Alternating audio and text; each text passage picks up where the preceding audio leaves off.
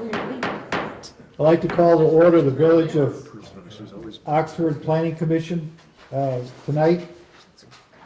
Just pay respects to the flag, please. Pledge allegiance to the flag of the United States of America and to the republic for which it stands, one nation, under God, indivisible, with liberty and justice for all.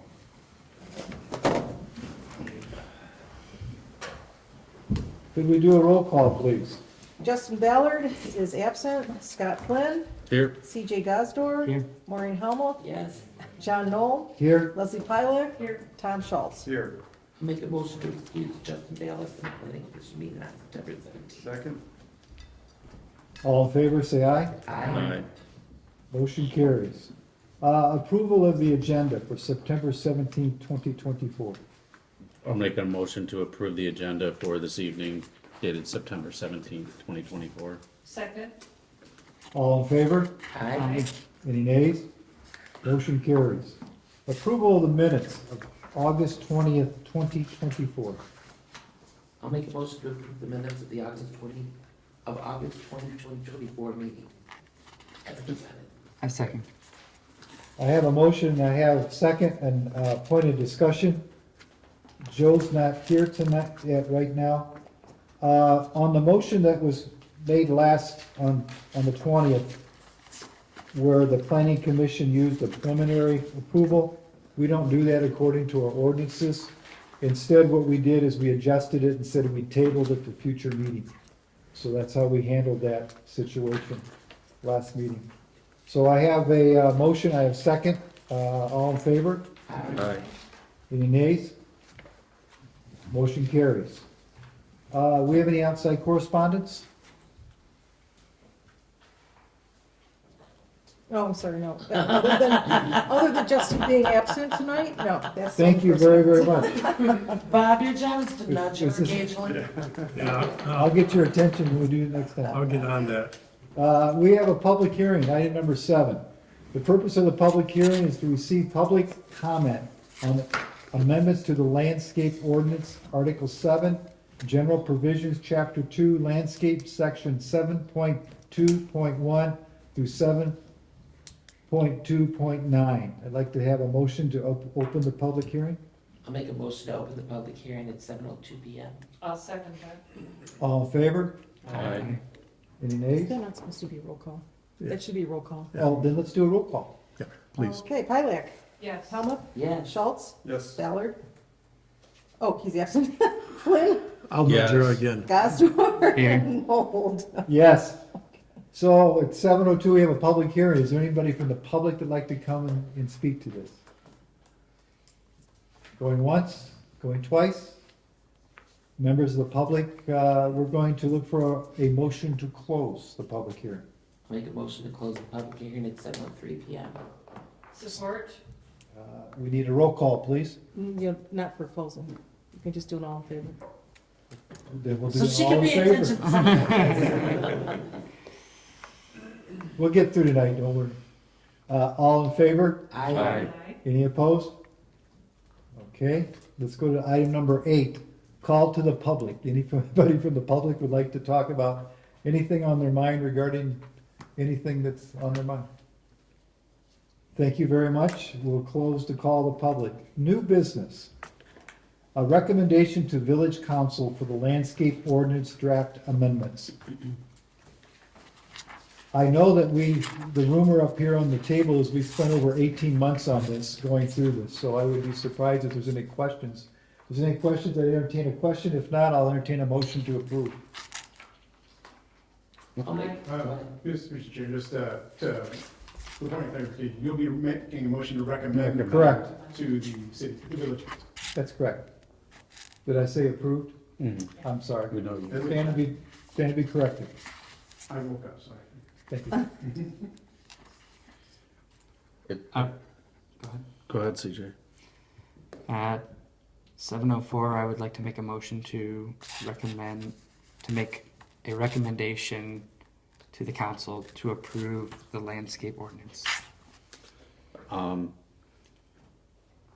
I'll second However, I'd like to make an amendment to the motion for a point of clarification that the recommendation of approval to the village council in reference to the McKenna memorandum dated August 13th, 2024, which outlines aforementioned amendments.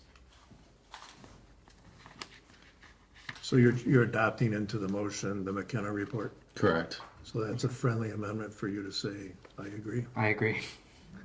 And you're second. And then I'll Second. second. Do we need a roll call vote on this? Yes, Do we have a roll call vote, please? Gosdor, Yes. Flynn, Yes. Schultz, Yes. Helmuth, Yes. Pilak, Yes. Nold. Yes. Did I get everybody? Thank you very much. It's, glad to see that moved on, recommendation to council. The old business, PC 24-10, Meadows of Oxford Township, 147 South Washington, Oxford, Michigan, 48371, zoning RM, multifamily, Oakland County Holding LLC applicant, Gravel Development Group LLC. Mario, do you want to start off on this, sir? Yes, sir. Thank you. Good evening, everyone. Tonight we're here to take into consideration the next step in this process for development of what's usually known as the Washington Triangle. So this site is approximately 3.86 acres in area, and it's an unimproved vacant site. And it was recently granted by Planning Commission and Village Council a conditional RM multifamily residential zoning designation. So this zoning designation, along with the approved conditional rezoning agreement and concept plan, allows the owner to develop the site for owner-occupied townhomes. So the concept plan that was approved specifies the site layout and construction of 4 4-unit townhome buildings and then 2 8-unit townhome buildings for a total of 32 townhomes on the site.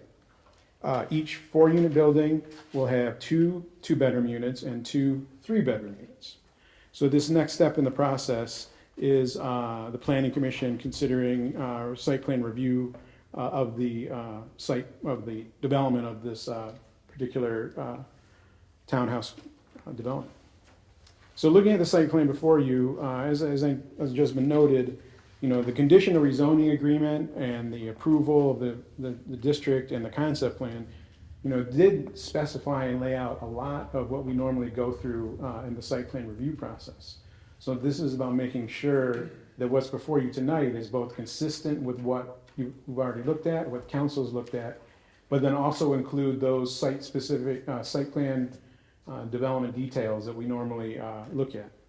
So with regards to the building architecture, the sheets within the site plan show a configuration of both the site, the floor plans of the structures, and the elevations. They're all consistent with the approved concept plans that were originally presented. One thing we would note is just that there's a color rendering on the sheet A31 that appears to show a uniform dark gray, while the rendering on the cover sheet appears just to show a light tan.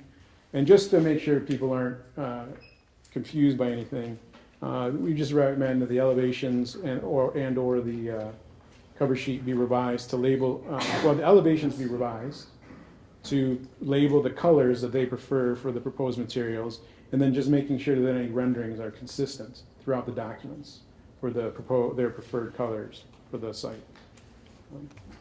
With regard to site circulation, what's on the concept plan is as has been shown on the site plan, with an access point off of Washington Street through the adjacent parcel that they have an easement right over, and 2 cul-de-sacs into the site. So the one thing we would recommend, though, is that the applicant provide a truck maneuvering plan showing how large vehicles will navigate into and out of the site. If you'll notice, the fire department had a similar concern. They had a specific dimension they needed with regards to the cul-de-sacs to ensure their vehicles can enter and exit effectively. So the provision of a circulation plan will provide that. Another thing they're consistent with is the number of parking spaces.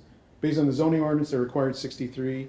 for these units are actually proposing 96. That's including interior garage spaces and the driveway spaces in front of those garages. So they are consistent with the site plan, and they're consistent with the zoning ordinance.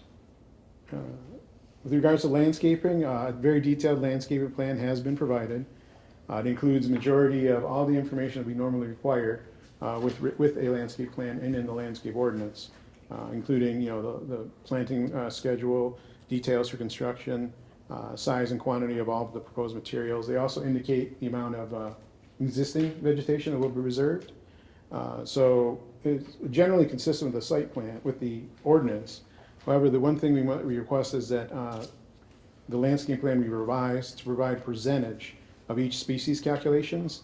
So that way we can confirm that no more than 30% of any single species is proposed as a standard in the zoning ordinance. Other things that are consistent with what was proposed previously, when it comes to lighting, they aren't proposing any pole-mounted lighting. Everything is building-mounted. It's very residential in character and style. It's a small light lantern fixture mounted on the front, but then it also uses a frosted translucent material, so the light source isn't going to be allowed to be seen. So it's going to be both effective in casting light, but also not intrusive to the neighbors because we won't see the light source. So as proposed, it's consistent with the zoning ordinance. Also, they won't be utilizing any kind of central dumpster location, even though sometimes you might call this a multifamily development. It's owner-occupied townhomes. They'll all be using rolling cans, and so that's consistent with other policy of other similar developments within the village. A trash vehicle will be able to pull in, grab each can that's on the curb and pull out. One final thing we know is with regards to the sidewalks, the site plan shows a sidewalk usually on one side of the street, either one side, like on the north side of the main street, and on the west side of the secondary street that goes to the south, the shorter street. However, the landscape plan actually does show a sidewalk on both sides of the street, and it shows that there's actually even enough space to have a 3 to 5 foot grass area between the edge of the sidewalk and the travel lanes of the street. So it looks like it could be capable of handling sidewalks on both sides.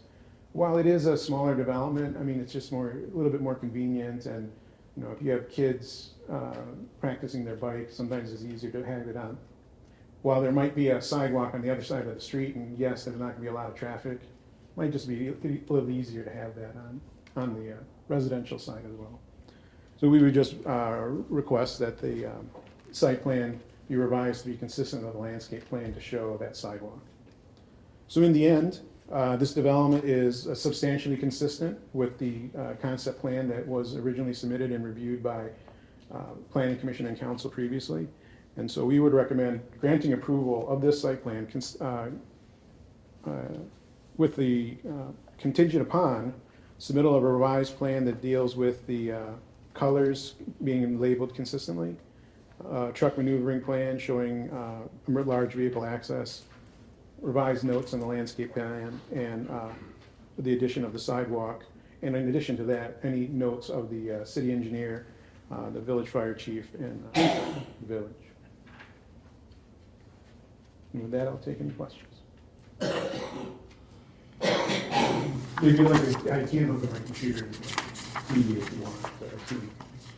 Commissioners, do you have any questions for Laura? Is this a private street or a public street?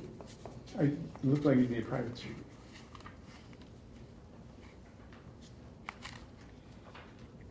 So as such, maybe this is for you, Joe, if it's private, snow removal and that type of stuff, who handles that? That'd be the association. Similar to the condos on Jordan Way over there. They approached the council about turning that into public, but they haven't done the work on their end to enable that to happen yet. One other thing, just to, it's really hard to do with regards to changing a private street into a public street, is that even if the dimensions meet like the standard dimensions that the village would want, typically the level of engineer, I might be wrong on this, but some engineers have indicated to me that if there aren't the right amount of inspections done during the construction to make sure that the base is of sufficient depth and all the, meeting all the city codes, it's very hard for a village to actually accept, any municipality to accept a private road as a public in the future.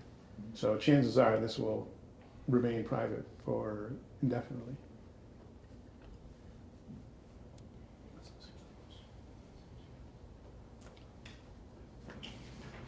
Mario, I have two questions. One relates to the fire department's letter about confusion in the name. Did you have any concerns about that? I would defer to the fire department. While it is located in the township, what they're referring to, I believe it would be best to recognize their service area. But, you know, so I don't know what the applicant's opinion is on that, whether they're very concerned about the name or not. I have some, one landscape comment. I note the different species were noted on the plan on LS1.1. One of the items indicated are red oaks. There are 20 red oaks specified. And I have a concern about that particular tree because they have a tendency to invite disease, oak wilt disease, but also insect problems. So I would like to suggest a substitution of an appropriate native Michigan tree, which could be maples, it could be other oaks, white oaks. I just have a concern about the red oak. That's all for me. BJ, could you step up and talk about the cul-de-sac turnaround, the 96 feet, please?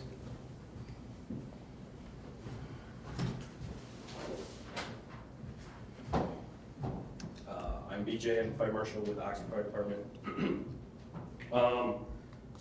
The cul-de-sacs seem to be very small. The standard that our fire code approves is 96 feet. I think the one is 80 and the other one's 40. So it's gonna make it very hard, especially that the streets are actually small. So my other comment on there was no parking on either side of the road due to the size of the street. And with the smaller street, that cul-de-sac, especially the one in the smaller end, is going to be very hard for us to manipulate fire trucks, or ambulance, much less fire.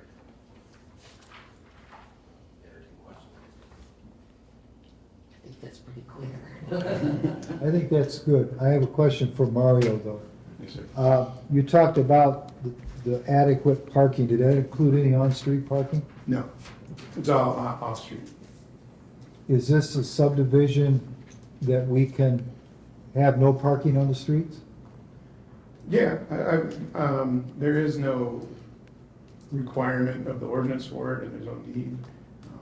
While, you know, typically in the village, we do like to have that urban character with parking on the street, that's usually more closer to downtown. With modern safety standards and with the adequacy of the parking on the private property, it would appear there's no need for parking on the street. Not so much a question, but a point of consideration in regards to parking on the street. You know, using some logic or common sense that chances are these individuals may have a birthday party or something like that where they simply cannot fit the vehicles in what looks like a relatively small driveway. We should consider limiting parking to one side of the street. Why not? I had the same thought. It would be a bummer to, like, for someone there not to have a Halloween party or whatever. But the point that BJ raises regarding the turning radius of the vehicles and the cul-de-sacs is something that should be addressed from a general safety The concern. fire code is pretty clear on where you can park and can't park on the sides of streets. And the way that these streets are, like, there would be no parking. You know, it should be required on either side of the street. Because of the width of the Because of the street? width of the road, yeah. So, You still have concerns about the size of the cul-de-sac? Absolutely. Do you have a recommendation specifically, that they all go to 96 feet? Is that what you would I recommend? mean, that's what I would recommend, yeah. Jonathan, Yes, ma'am. we have another subdivision in the village where it's just one road. We have a serious parking problem on that road. We had a meeting with almost everyone who lives on that road. And the parents very clearly told us that when their kids are old enough, they will be buying them cars. They do not want them to park in the driveway because they're not gonna play shovel the car. So the parking problem's only gonna get worse as your kids get older. I think if there's no parking on the street, they need to provide a large overflow parking lot just for residents and guests, whether they have birthday parties or not. If the residents and birthday parties and kids that drive, they're not gonna park anyway. But the site is seriously overbuilt. Those streets are not wide enough. If you ever wanted to turn them over to the village, I believe we require a 60-foot wide easement for that street. And the 2 parking spaces per unit outside the garage is just not gonna be enough. Okay. Thank you. Thank you. Who represents the, you shouldn't have done that. Come on up, Andrew. Let the flame begin.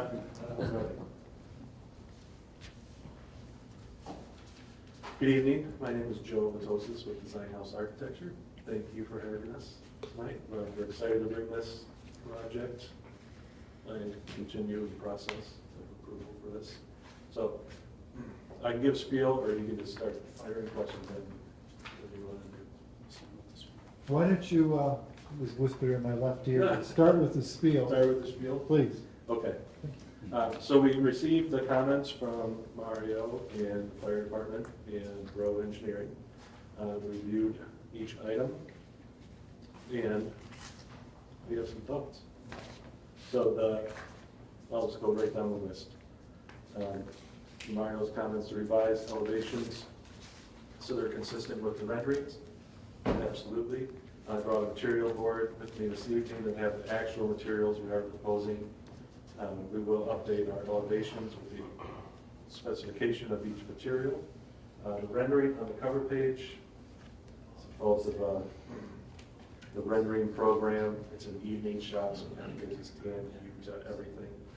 The magic hour of 5:30 at night. So we'll fix that. I brought some with me. I know I'm not supposed to give you guys anything, but maybe they can break your rules. So here's some updated renderings showing the darker gray color siding. So we'll take care of that. The maneuvering requirements for trash and emergency vehicles and the requirement of the 96-foot turning radius. We've studied that on our plan. We can meet the requirements of the 96-foot turning radius in the cul-de-sacs, or provide maneuverability. There's a couple different options in there. The cul-de-sac, there's a 120-foot hammerhead turnaround. There's a what's it called here? The alternate to the 120-foot hammerhead. So we can accommodate that. So the trash and emergency vehicles can maneuver within the site adequately. We will update our site plan accordingly. We studied our landscape plan and went through the percentages. We do meet the 30% requirement.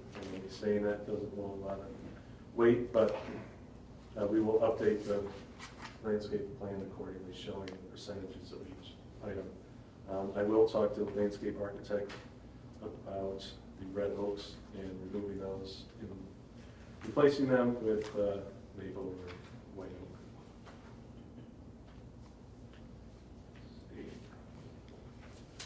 Sidewalks.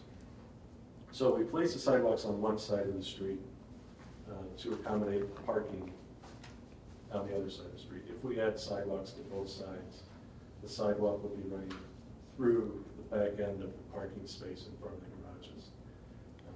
So people are gonna park in their driveway, whether there's a sidewalk in front of it or not. So you'll hinder the ability to walk straight along that sidewalk. You have to walk behind cars. So that was the idea behind having sidewalk on the single side.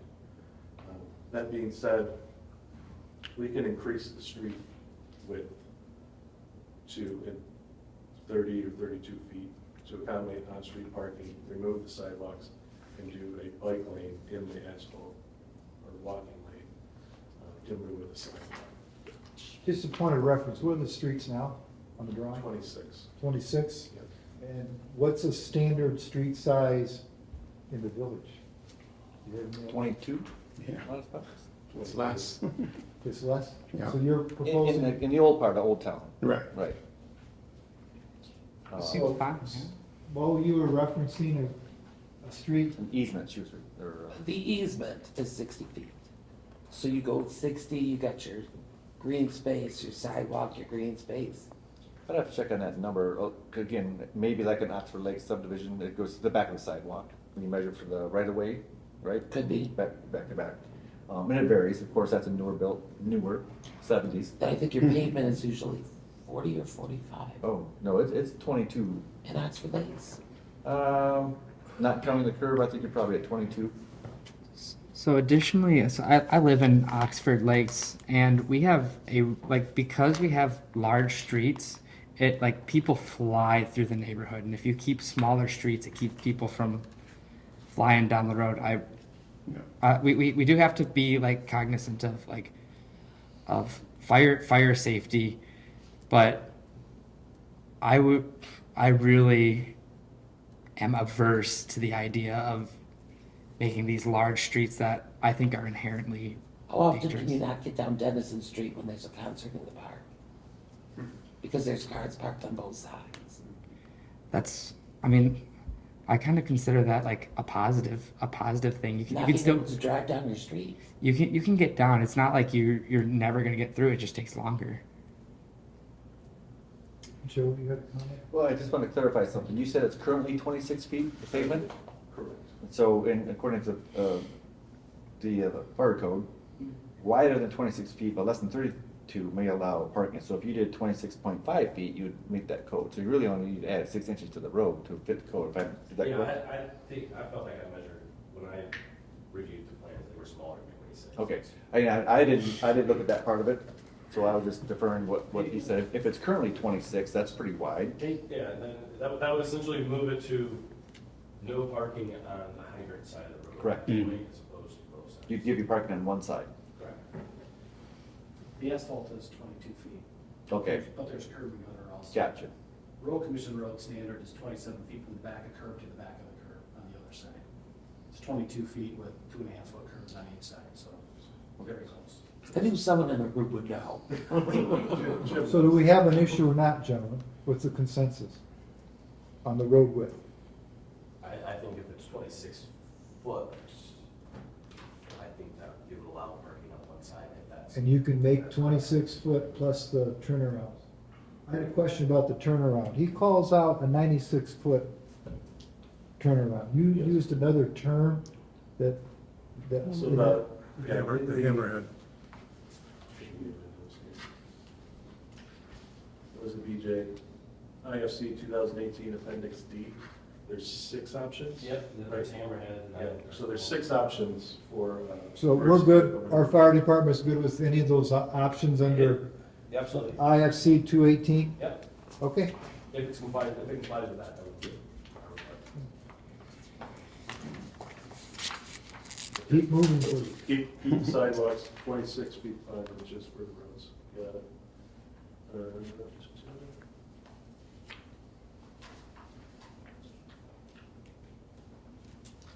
I think that's it. So I'm ready for any questions you may have. Mr. Chairman. Go ahead. I recall during the public hearing, we received comments and concerns about the access drive off of Mechanic Street, homes bordering that area. Can you elaborate more on what that appears to be, or what the plans are for that access drive how it will be secured, general thoughts on, you know, your So that plans. access drive will have a gate, a locked gate on it. It will have a Knox box so the fire department or emergency vehicles can access and open that gate. Otherwise, it will be locked, closed. It will not be, you will not be able to drive from this development onto Mechanic Street or Mechanic Street onto this development. We're proposing that area to be gravel to hinder people from parking on it, utilizing or trying to utilize it. We do have a sidewalk that goes to Mechanic Street. There's no sidewalk on Mechanic Street on our side. There is a sidewalk on the other side of the street, so they can cross the street, utilize the sidewalk in the village. So, yeah, our intent is for that to not be used by anybody except for emergency vehicles. Wow. And it is something due to the length of the cul-de-sac that the fire departments usually require. And it's that configuration with gravel and a lockbox and Knox box, that's pretty standard. And effective at deterring anybody trying to use it as a normal access, and also effective at giving fire departments and any emergency vehicle access if for some reason there's a blockage on the west side, excuse me, east side. Like if there's just too many people in the coffee shop or something, Right. then they can come around the corner and get it. That emergency access drive during the winter time will require to be plowed, I assume, since it's intended for emergency vehicles. That gravel will likely be either pushed, I assume they're gonna have to push the snow away from the gate to maintain access and or open the gate to ensure any snow banks are then removed. My general comment would be just for aesthetics in the development community plus others, you know, that gravel's gonna be pushed into the grass, et cetera. Possible asphalt may be a better solution long-term. Yeah, I completely get the gravel. It's a maintenance issue. I'm leery to have that be asphalt or concrete just because it invites people to park their cars there. Also a fair point. It's kind of a It's a double-edged which way do sword. you go? We have any more questions regarding that? I have one if the commission's done. I read somewhere a note about construction traffic going out on Mechanic Street. No construction. You're gonna have that in the drawings, or how do we? It's not in the drawings, but we can add a note to the drawings stating that, or That's either permit. we can- Commissioners, is that something you'd like to see? Yeah, agreed. Thank you. Do you have any more questions that we'd like to ask?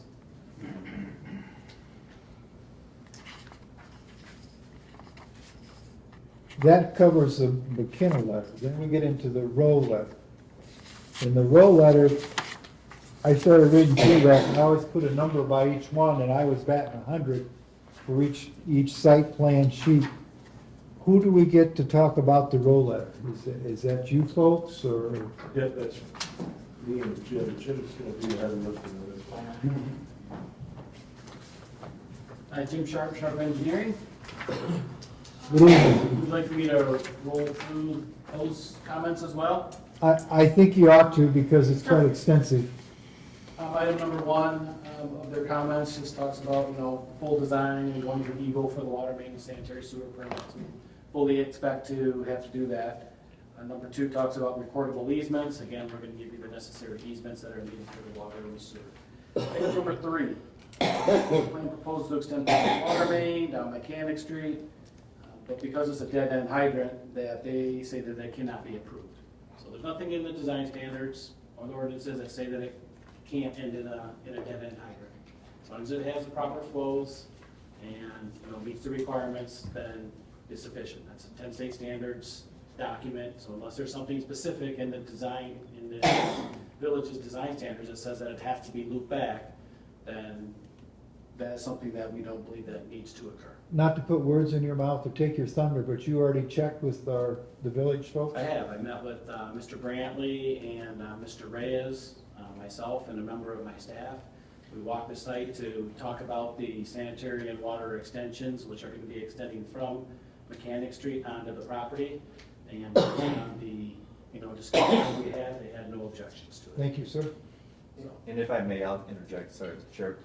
And I did spoke to Paul Mayer about this too, and I mentioned him that we have, for instance, Lake's Edge Drive, which is just over a mile long, dead end, with 109 homes on it. And I believe it's even a smaller main, so that might be a 6-inch, or maybe it might be an 8-inch. This is the proposed 8-inch coming off 12-inch by the school, if I recall. It is. So it's significantly, it's less than a third of the distance. He wasn't aware of those situations, and they're really done a water reliability study. There wasn't any concern in this area of flows. We have a couple flows in town, which are dead ends, smaller, Cottage Court, for instance, has a 4-inch line at dead ends. We do have a couple water flow issues for the fire suppression. This is not an area down south of it. So he said, well, I mean, you guys can, overrule me or whatever. He said, but I'm just saying, my design standard, my wish would be, or whatever, that they would be best to leave it. And although we have access, our property lines ends where Yeah. the new development is going to go. So we are extending the water line, putting a fire hydrant at the end of it, and leaving a cap for a future extension, which Yeah. would probably go out to M24 should that ever happen. Yeah. So we are preparing for that, but again, I don't believe that we're required to do so. Thank you. Item number 4, again, he talks about moving a hydrant, and I guess I would defer to, the fire marshal on that, but if he wants the hydrant moved by 80 feet, we can certainly move the hydrants to more accommodating spaces. But I would probably defer to BJ on that. Items 5 and 7, they talk about, or 5 and 6, they talk about stormwater design and so forth. We'll work through that. There's a couple questions that come up later on as well. We did not have, we're proposing a retention pond. We don't really have a place to connect a sewer to. So therefore, we're looking to do a retention pond and using the soils to percolate into the ground. The soils around here are very accommodating. However, the geotechnical report that we used was for the Bigby Coffee site and for the car wash sites that were adjacent to us. The cores that were done were not directly in our pond. So we are going to be having that done, and we will forward those results, but I expect that the soils are going to be very conducive to percolation in there. So I'm not too worried about addressing any of those. Again, we talked about item number 7 was, again, the street width. Just to clarify, I didn't mean to pipe up from the peanut gallery out there, but the road, the asphalt section is 22 feet wide. However, when you have the curbs on each side, it's 20 feet from the back of one curb to the back of the other curb. Again, like a road standard would be 25 feet, so it's very, very common. But as we know, it will widen that just a touch to give the full 26 feet that we need, and that way we could have parking on one side. Thank you. As well. Items A, temporary construction fence, for construction, that's, no issue there. I don't think that anything else here really jumps out at me. A lot of it is just more detailed information as we get into the design phase after we receive our site plan approval. Then we will need to submit, more formal drawings, more detailed drawings with the grading, all the stormwater calculations and things of that nature for permits and so forth. So nothing in here that can't, that we don't believe can be addressed. So you say everything's doable? Everything is doable, yes. Absolutely. Yeah, soil borings, talked a little bit about handicap ramps, I know handicap ramps have to be 6-inch, so, we'll provide all of those details during the time of final engineering, and I believe a lot of these comments, although they're brought up during the site plan phase, it's more something from Paul as just saying, hey Jim, you're gonna have to address this, which I'm very well aware we're going to. Thank you. Commissioners, you have any comments or any questions you might have? Okay, thank you. Thank you. Thank you. If there's any more.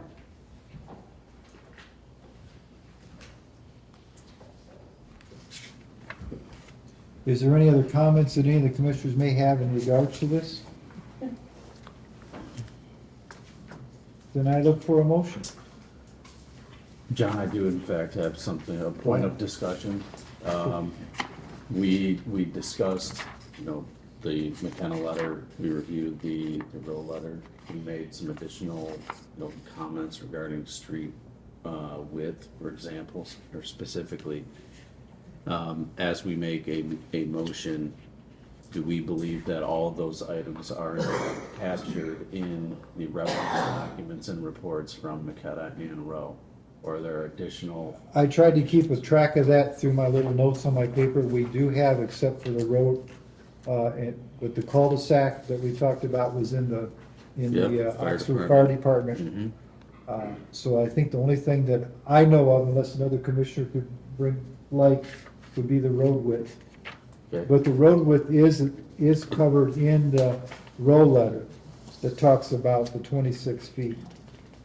So, And the fire department also references yes, the yes. width, but it's not specific in the context of this discussion.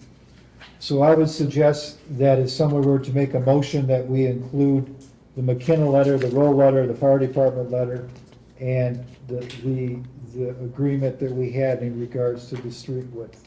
Did you have a hand up? No, sir. Then, with that said, I will proceed with a motion to approve the site plan for Meadows of Oxford Townhomes in reference or conditioned to the McKenna letter dated September 11th, 2024, in reference to the Rowe letter dated September 11th, 2024, the Oxford Fire Department site plan review dated September 3rd, 2024, with an additional condition to increase the road width in excess of 26 feet. I'll second the motion. So I have a motion on the floor and a second. Do we have any discussions? Then I call for a roll call. That's you. I That's know. you down Hold there. on one second. I'm Where does writing. that She's catching. come There's a lot to write in there. Pastor, My role here is. Yes. Flynn, Yes. Nold, Yes, Schultz, Yes. Helmut, from? No. Pilak, Yes. Ballard's absent. motion carries. Thank you, planning commissioners. Thank you, developers and engineer type person in fire department for your help tonight. Let's go to item B, 10B, which would be under old business. PC 24-09, Village Lofts Revised Site Plan. You guys want to take a minute? If you guys want to leave, we'll take a minute here to, Here.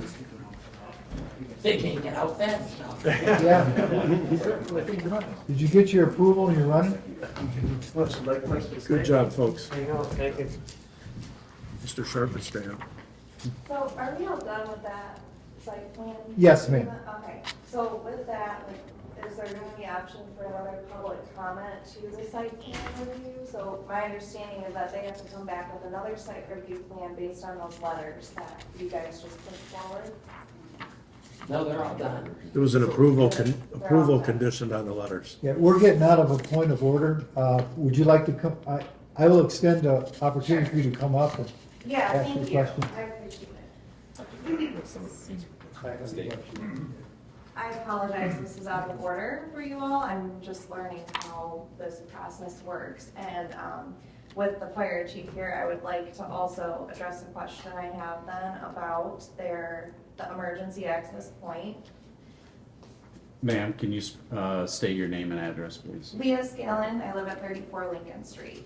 Thank you. So I back up right to that emergency access point. Hence my concern. So there's the emergency access point, the width of that road there that's proposed as gravel. So the radius was discussed in the cul-de-sac there, but the radius was not addressed to enter the emergency access point from Mechanic Street. It is a very narrow spot there. I believe the site plan, when I walk out there too, is encroaching on my property as well as my neighbor's driveway. There's mention in one of the letters, the green-headed letters, where it actually recommends also, like you said, a cement option there as well. He's recommending that in that letter. So if they build a cement pathway there, we're really encroaching. There's no easement room there between my property and my neighbor's driveway either. So I really think we would need some recommendation from the fire department to confirm that emergency vehicles can access that point, as well as that the site plan is still maintained in addition to the landscape ordinance that you all just passed or working through. So the borderline here, the landscape, it's recommending that there's a 10-foot landscape buffer between the north side of the property there. So that should also be maintained, in my opinion. So, apologies, I didn't come up at the front, but I wanted to hear what was being discussed tonight, and I almost wish that there was a point of like, hey, any more public comment before we push this through? Do you have any response to that radius, turning into? Chair, I guess I don't know your question. Mr. Chair, Just, have her ask you, and then you can ask the chief. I'm sorry, you have to direct all your questions to me. Okay. I had a sidebar here. Go ahead, Yeah. tell. My question would be, can an emergency vehicle access that effectively without going over my property? There's a 24-foot drive here. Can they access a gravel drive appropriately from Mechanic Street? Yes. Yes. Okay. And then the gravel drive, again, I want to point out in your letter that was recommended as a cement. And the developer. Mr. Madore will answer that question for you. Okay, So a concrete drive approach with a modified curb and gutter section would be proposed. So that'd be only from the curb line on Mechanic. That's a modified curb means it's not the big tall one. It's gonna be low slope curb, and then a concrete drive approach, which is typically right back to the back of the right of way. So it might be a total of 6, 8 feet, 10 feet maybe from the curb back where the concrete drive approach is. From there Into inward, gravel. it would not, yes. It would Okay. only be the concrete drive approach that he's referencing, and the curb, of course. okay, so that part, they're still including then. It wouldn't be gravel all the way to. Right, just the concrete curb and drive approach. Okay. I have another question. So the width of the drive on the emergency exit is wide enough for emergency vehicles? That's what he just, Absolutely, yeah. So it's Yeah. 24 feet versus Yeah. the 26 feet? Okay. Yeah. The 20, you know, go ahead. 24, like the 26, that's for vehicles that pass each other. Like, so you can get a fire truck and another vehicle can get around, so. Okay. We surely wouldn't need to do that. My understanding was when this was previously becoming developed, that this was an issue here, that there was not enough space between my property line and my neighbor's line there. Go ahead, Joe. So, about 4 years ago, previous owners or developers, proposed owners, they came to the ZBA for access drive out there. And we require a minimum of 50-foot frontage, and I believe we only have 40. So they were denied that to have an access drive there. It's that reason that it will remain not an access drive, emergency only. Okay, gotcha. Any guidance on the easements between my property line and this access drive? I don't know if there's been any survey done in the area. Perhaps a survey needs to be done, and they'll be points, it's been done. So those surveys should be able to be shared with you. That would be great. And I don't know how it's marked out there. I think you had mentioned once before when they looked out, they were somebody out doing some surveying that. I noticed it was marked. I Okay. don't know when that was marked or who does that too. So a lot of times when they're doing construction, especially a street and something near the edge, the survey company come out and mark things for them so they know where the curbs are, where the street is, where the radiuses are. Sometimes they even come back like 5 foot off radiuses because they don't have to mark right on the radius. Okay. But there'll be plenty of markings for the construction to show them where certain points are. Okay. And I'm sure that you can come in the village office at any time and you show them the drawings and anything in detail that you need to add. Okay. The landscape buffer doesn't apply to the access point then? One on the north side there along the sidewalk. Yeah, 10-foot landscape buffer along the northern property line. I can't recall if it goes all the way back. Through the chair. So the issue with landscaping is there is supposed to be a, what we call a clear vision zone. So especially when the street access the street. So even though this isn't a normal access street, as an emergency access, there needs to be a 25-foot clear vision triangle. So you take that point where the property line meets the right of way, go back 25 feet, go back 25 feet along the road, and within that, and then wherever those 2 points intersect, that's your triangle. So that way people can see. And while it will be very infrequent, hopefully, or if ever used, it's important to maintain that clear vision. So that's why the ordinance specifically says no landscaping higher than 36 inches or lower than 8 feet can be there. Okay. So Okay, understood. as a note too, the landscape plan can be tweaked accordingly in there to like maybe supplement prior to that 25-foot point.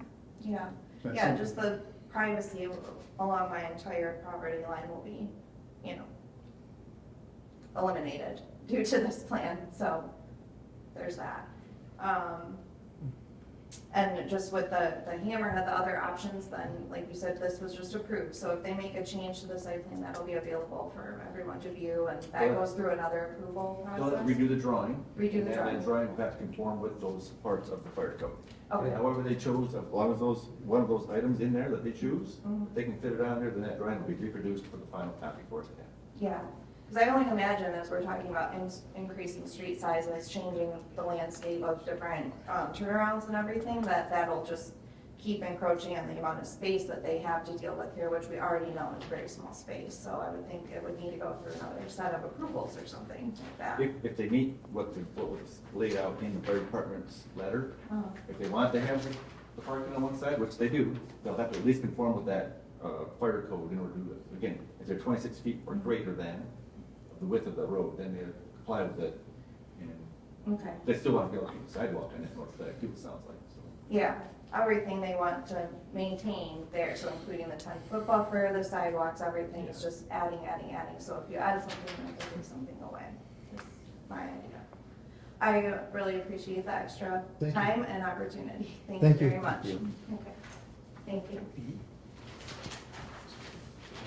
Pardon the deviation on that tonight. So maybe I'll- Old business, item number B, PC 2409 Village Loft Revised Site Plan, 12-unit apartment building, 54 North Washington, Oxford, Michigan, 48271, zoning C1, transition, commercial business district, transition applicant Chuck Snyder. Good evening again. Go ahead. So with regards to the site plan review letter, when at the last meeting, there was some requested revisions to the plan. The plan before you does appear to have addressed the majority of those issues, starting with the building architecture and the design. While the elevations might not have an up-to-date date on it, it has been revised in front of you. And they have included the building height as noted. And the proposed building height is in compliance with our ordinance standards for the height of buildings within the zoning district for that area. Moving on to landscaping, a revised landscaping plan has been provided, and it includes some additional details. Mainly the plan is proposing to remove the evergreen screen along that east property line. It says north in my letter, but it should be east, to the back of the building, and remove the proposed fence in the Washington Street yard. And then that proposed perennial bed along Washington Street has been shifted 2 feet to the east. So in that case, the rest of the landscape plan maintains the types of perennials proposed for the front yard. One thing we noticed is, while we noted last time about the requirement for 3 deciduous trees, the applicant has proposed some Cleveland pear trees. And I'll be honest, I've dealt with some types of pear trees, and I believe it was more Bradford pears that were pretty odorous. I'm just trying to get definitive research on whether Cleveland are as odorous or just not. Don't have that knowledge, maybe someone does, but. We talked about this just recently with Don Brantley and Woody Bates too. Cleveland is much more appealing on their end. Right. In town, for a lot of reasons. Yeah. The way they split stuff at the crash as well, and the branches break, the Cleveland is much more movable than the Bradford. Absolutely. Even that So, one's and I just wasn't sure if Cleveland. Oh, leave it on the street right away, so we don't want to see Bradford bears. No. But I just wasn't sure if Cleveland is completely acceptable to the village or not, because once again, I don't know about that. The Cleveland pear, the problem with these pears is that they cross-pollinate, and they're hybrids and seedlings become invasive. So like Ohio, for example, has completely banned all pear cultivars, including Cleveland. They probably started on this. You can blame Cleveland. And so I think there are other better options available. And, you know, I can comment more on that later, I can finish my comment about Go ahead. that now. While you're, Other small trees that would work really well there include serviceberry, dogwood, redbuds, they're all Michigan natives, they're all drought tolerant, and they're all, you know, fairly low maintenance, flowering. They have all of these other characteristics, but they don't have those negative qualities. I mean, I want something with a group on it. Sorry? I want something that blooms. Yeah. And so dogwood is. Dogwood, Little duck serviceberry raised. bloom, redbud blooms, they're all, So we can change it from the pear tree to the dogwood. Sounds good. Then moving on, that was mainly the only issue with the landscaping. It's just as a note, like I said, as a note, that there will no longer be that fence in the front. With regards to lighting, DTE has provided some additional information. They specified the fixture type, the foot candles, and the mounting height. So it does appear like, as proposed, that fixture will be both in compliance with our ordinance and a very good compromise for the residents, so therefore they won't be mounted at a height that will be in anyone's bedroom. So that seems like that's a good solution. The applicant was attempting to deal with definitively locking down the preferred trash container configuration. They have had to revise it because they would like to, well, they now would be necessary to have the 12 trash containers proposed in a vinyl fence and sliding gate enclosure on the south side of the building, adjacent to the access drive. Communication from the applicant's engineer has indicated that the trash service will stop on Washington Street, roll the containers from this location into the next to the truck for the disposal. And so, given the fact that we do have, Joe, correct me if I'm wrong, but I believe we do have rolling hand carts service on South Washington going northbound. Northbound and southbound. And northbound and That's southbound. true. And if for some reason our contractor wouldn't do that, they would have to just contract with another one who would. Right. Because I have not posed that question to our service. I'm just worried about picking up our current trash. Right. As is everyone. But at least we know that method of trash removal is consistent with other aspects within the village. So regardless of the provider, it is consistent. And then finally, we did some additional evaluation of the proposed signage. The applicant is proposing a 36.5 square foot wall sign along with a 6 foot tall freestanding sign. So the freestanding sign is in compliance with the ordinance for this type of use in this zoning district. But our zoning ordinance does only permits commercial or multi-story office buildings to have wall-mounted signs in the C1 transition. So in order for the applicant to move forward with the proposed wall-mounted sign, they would merely have to obtain special use sign approval for that proposed sign. There's a method to obtain it if they so choose.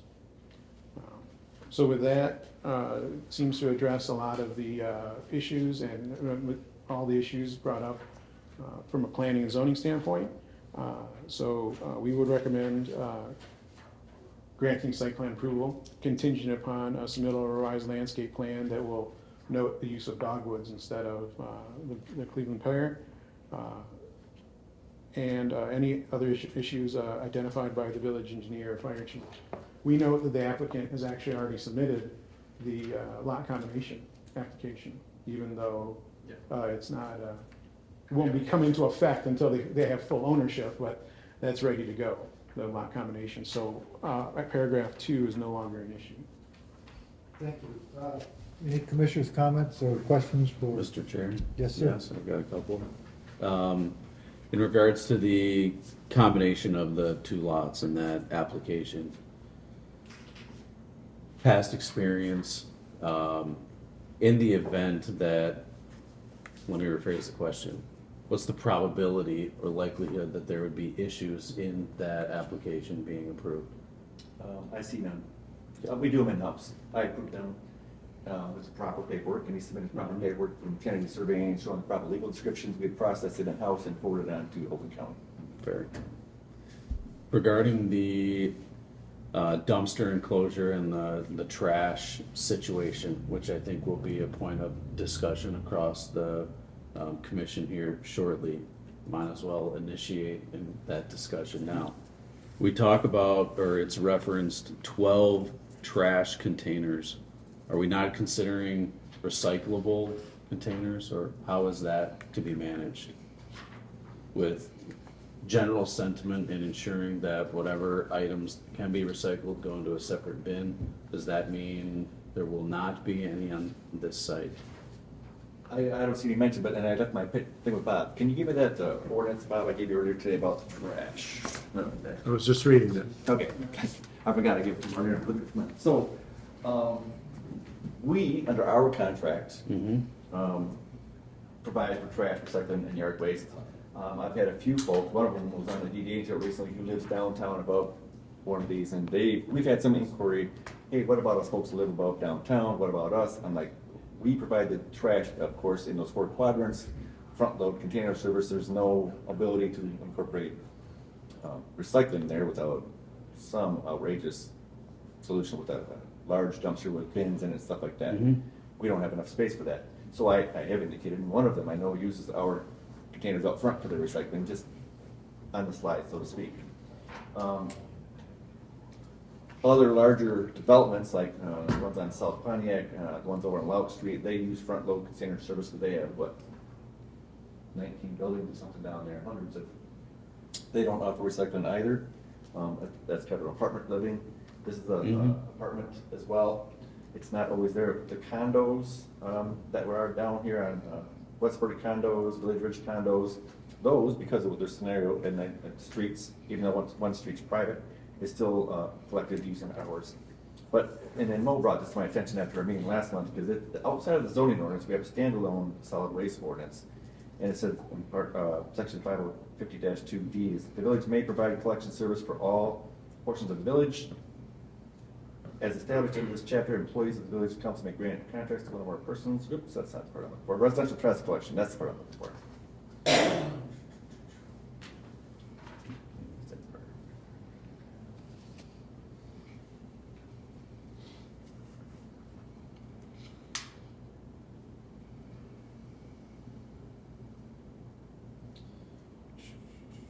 There's a different part that speaks. Okay, the village will provide collection service for all residential dwelling units, including single-family homes and multiple units up to including 4 family units.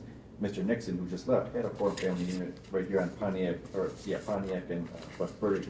So recently, we picked it up as per normal. And all residential units located in an apartment complex larger than 4 units or located in a condominium complex shall be provided collection service to the premises by the owner or manager or agent. That's why those larger complexes do it through their own means. We actually do provide curbside to the condo units, even though it's listed in here that the condominium complex shall provide collection service to their own by them. They're treated like any other, almost like a subdivision. So there's nothing in here that requires, even on our own ordinance, recycling. Okay. Excuse me, when you read that, you said that, wait, I understood it, over 4 units, they're responsible for their own collection? Yes, again, he can contract with our hauler if they will accept it. If not, he'll have to contract with a different hauler. We're not responsible to provide it for them. They're responsible to provide it somehow to their own site through means they can come up with. Third party. Do you have any questions, sir? Not yet. Okay. Any other questions now? Tom? Yeah, Mr. Copel. Mrs. Komara, we're gonna get Mr. Sharp up here in a minute, so don't let him off the hook easy. This one's easy. The enclosure for the trash, how tall is that? That's gonna be, say 5 feet, 6 feet. Okay. And just another little sidebar on that. We've provided for 12 containers, but that's going to be very closely regulated because we're not going to have 12 containers that are half full of trash. So there'll be, each container will be numbered, and so they fill one, then they fill number two, then they fill number three, and so forth. Because we're not going to drag half full trash occur when we could put, you know, 4 that are full, you know what I'm saying? So they gotta fill these in sequence. That'll be, yeah, but how you gonna monitor that though? I mean, someone's gonna, I mean, in the winter time, someone's like, whatever's closest. You obviously have never been one of my tenants. We monitor things very closely. All right, good. Mario, you've made the comment about the trash service going to the enclosure and rolling the trash cans out. Is that? That's what the applicant indicated that we, So that what service. the Yeah, expectation? if you go over to, behind, I think it's 53 South Washington, they've got 12 containers lined up between the buildings or significantly off the road. They have to go and retrieve those containers, take them to the road and put them back. That will be a condition of whoever I contract with. They must return the container to the original location. They That's can't my leave next it on the question. sidewalk. Okay, that's my next question. Point of clarification, the company is picking up the trash, is gonna pick the trash up at curb, and then they're gonna return the containers to the location? No, they're picking them up at the location. They'll pick up at the location and return to the location. Correct. So we won't have them out on 24? That's, would be crazy. They gotta take them out of the enclosure and return them to the enclosure. It's part of the contract. Okay. That's not part of the village's contract. It'll be part of the contract that I pay. I pay the So contract. he's not gonna be on. That's what I said, Okay. if he can get our company to do it, that's between him and that company. Oh, they're gonna start doing it for the whole town. And it won't be, I'm sure, the same rate we're getting if they're doing that extra service. There's been a lot of conversation. Sorry. No, you're fine, in regards to the containerization. And I truly appreciate your forethought on that they will be stored in a central location. They will be taken out of that location, emptied and put back. That is good news to me, so. The other aspect of that, I don't know if you were concerned about yard waste, but no yard waste was in any container. All yard waste has to be removed by my people that I hire, as we do now. There's no yard waste in any dumpsters. Okay. It all has to be removed off-site. So in the fall, when they're doing the leaf cleanup and all that, that all has to leave the premises. Tom, you're up. All set. Mo, I'm good. Good. Mr. Sharp, would you, excuse me, are we done with Mario? Mario, you up? Are you good right now? Yes. Everybody good with Mario? Yep. Mr. Sharp, engineering.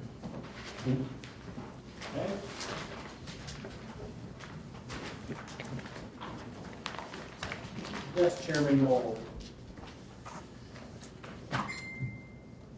We had some issues left from the last meeting that things were tabled. One of them was the revised elevation including the building height. Has that been taken care of in our drawings? It was. It was on the architectural drawings. It was just an elevation that was added, which kind of shows it going from the ground up to the midpoint of the roof line. Thank you. And we're not gonna use anything from Cleveland, we're gonna use dogwoods. Apparently so, yes. Okay, thank you. Everybody. Photometric plan. I believe that the information was submitted by Mr. Commander to Mario. That was covered in Mario's letter. I saw that in the letter, I only saw anything from DT&E, I didn't see anything from what we're putting on the building or any of that nature. Do we need to see that?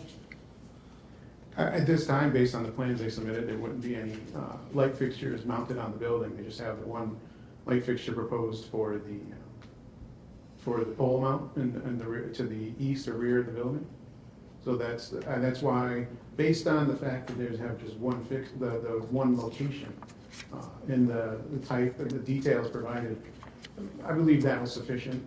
Any additional, when there's multiple points of illumination, that's usually when you need some type of photometric plan to know the. So the question that I have, are we good on that? Yes. Okay, thank you. We talked, the DT&E talked about the pole mounted light fixture, that's gone. A note from the sanitary easement, what is that? They want just to add the library page onto the drawings, that's Did been we, added. we did that, we get that done? Thank you. FTC fire hydrant location. Yep, the FDC location is shown in the south westerly portion of the building. And Mr. Snyder, you get 2 stars, gold stars for your waste management solution. Thank you, sir. A lot of thought. I'm sorry? You must be exhausted. Two. No, the 2 out of 2. Does the commissioners have any other questions in regards to this? If there are no other questions, I'll look for a motion.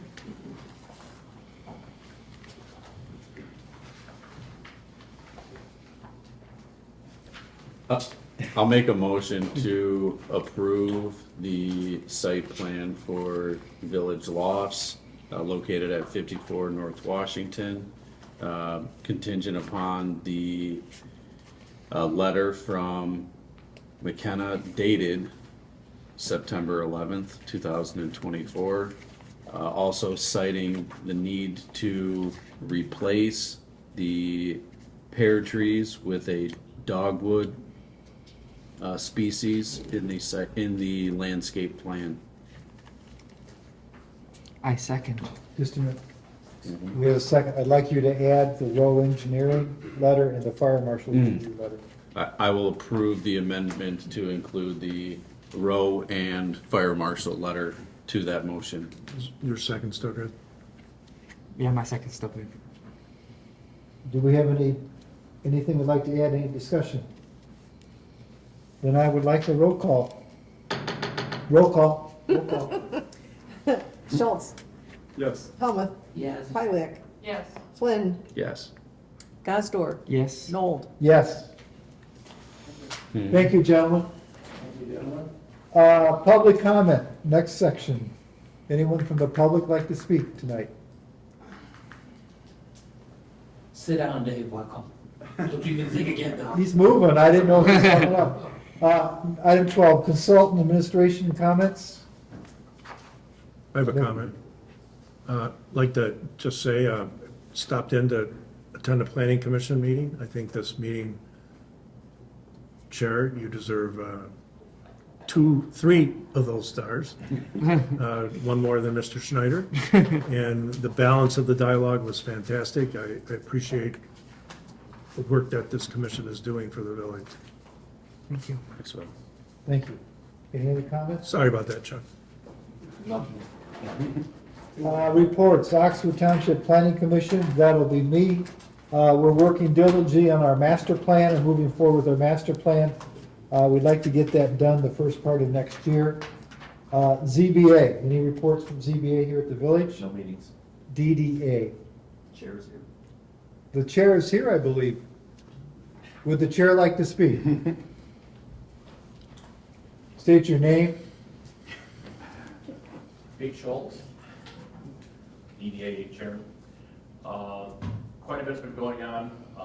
We received a ARPA grant through the county that we will now start processing for. Part of it is going to be for sidewalk pedestrian crossings on East Burdick and West Burdick. That has been approved by the village and getting ready to go out to bid here soon.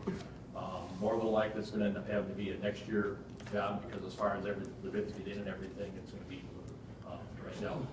Also, we're looking at doing other sidewalk work on Burdick Street on both sides to replace the old brick pavers and the broken flags and everything that's cleaned up and everything. That's what all matches. Been a lot of events going on. The Cornhole League just finished up with rave reviews from all the participants, and they've already came forward and are almost demanding that we do another league for them again next summer. They're all, had such a good time at it. They will be doing a cornhole tournament at Scarecrow Festival. Scarecrow Festival is last Sunday of the month, the 29th of September, I believe it is. They will be closing Burdick Street for the day on both sides to allow the vendor tent to be set up and everything. We sold quite a few of the vendors already. They've got more than 50 of them that are signed up to go into those places, so it's going to be pretty busy with a lot of activities for the kids and everything, crossing.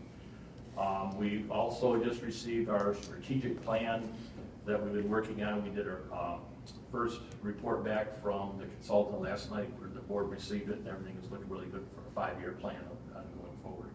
Also, they just put the lights up and back of Victoria's by Creative Embroidery as far as the finishing up that project that we did back there. So now that also has the lights hanging up across the back there, so looking really nice downtown. So a lot coming out here in the next 60 to 90 days, so should be pretty busy. Thank you, sir. Commissioners' comments. I just wanted to thank the commission. I made phone calls today, talked about, we had a lot on our plate tonight. We had some big projects, 2 of them back to back. I think we did a great job. I appreciate your help, appreciate your comments.